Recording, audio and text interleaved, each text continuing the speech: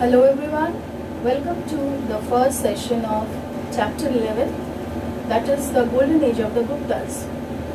I have already described or mentioned the importance of this lesson, why we should study in about any dynasty, why we should have the knowledge about any dynasty. Okay, so let's begin. How this Gupta reign started. Gupta reign started with the fall of the Kushanas in North India. Okay, after the Kushana dynasty declined due to the inefficient rulers who came one after the other. Okay, so this rule declined, this Kushana rule came to an end, and with the decline of the Kushana rule, your Gupta dynasty came into being. Now, Sri Gupta laid the foundation of the Gupta dynasty. So, who laid the foundation? He was not the founder. He laid the foundation of Gupta dynasty. However, Chandragupta I is considered the first important Gupta ruler. Why? You must know the fact. At its zenith, when Chandragupta I succeeded the throne, during his reign, Gupta Empire mostly included the North India and Eastern Pakistan, parts of Gujarat. That means he was successful in expanding his empire to such great extent.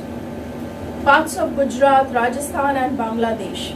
The capital of the Gupta was Patliputra, which is present-day Patna. The table on the adjacent page lists the reigns of the 5 Gupta kings who followed Sri Gupta.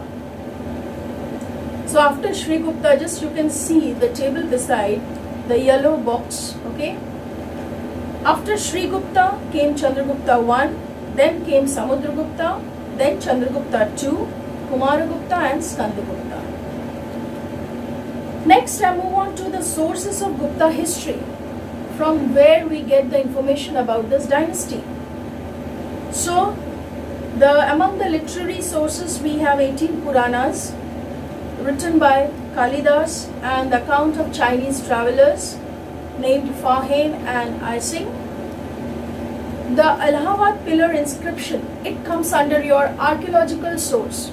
So always the historical data or the historical sources are divided into two. One is your literary source and one is archaeological source. Literary source includes written records in the form of books, manuscripts, and archaeological source includes the monuments, the buildings, the architecture during that period.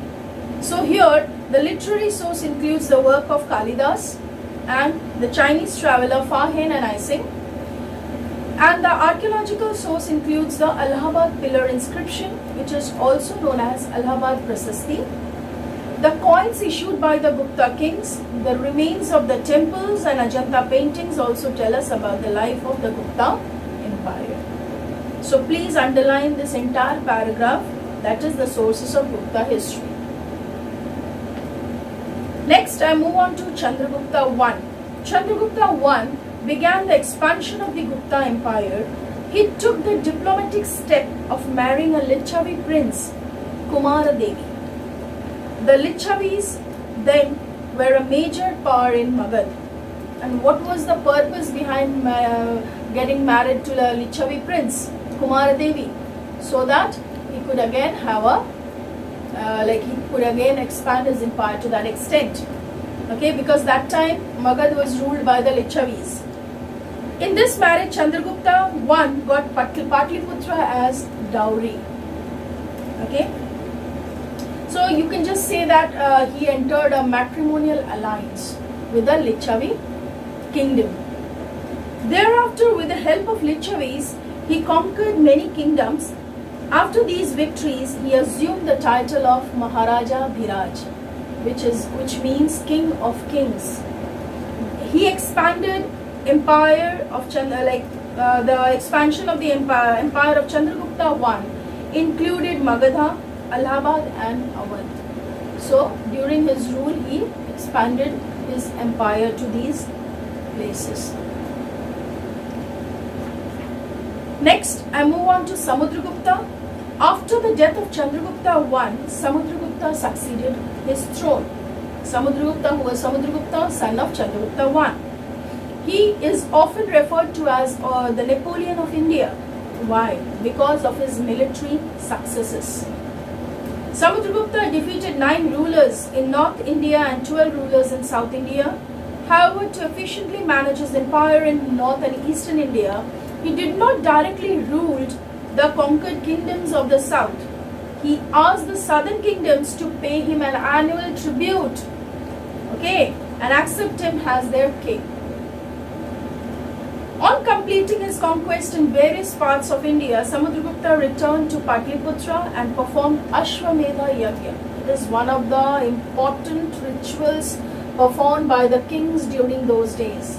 Now, what happened during this yagya?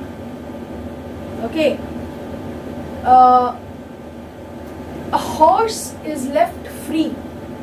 After doing this yagya, a horse is left free, and to whatever extent that horse moves or goes, that entire area belongs to that king. That means the king became successful in attaining those places, in capturing those places. Like his father, Samudragupta also assumed the title of Maharaja Dhiraj. So till here I am doing. Next class I will proceed with this chapter. So read till here. Thank you everyone. Have a nice day ahead.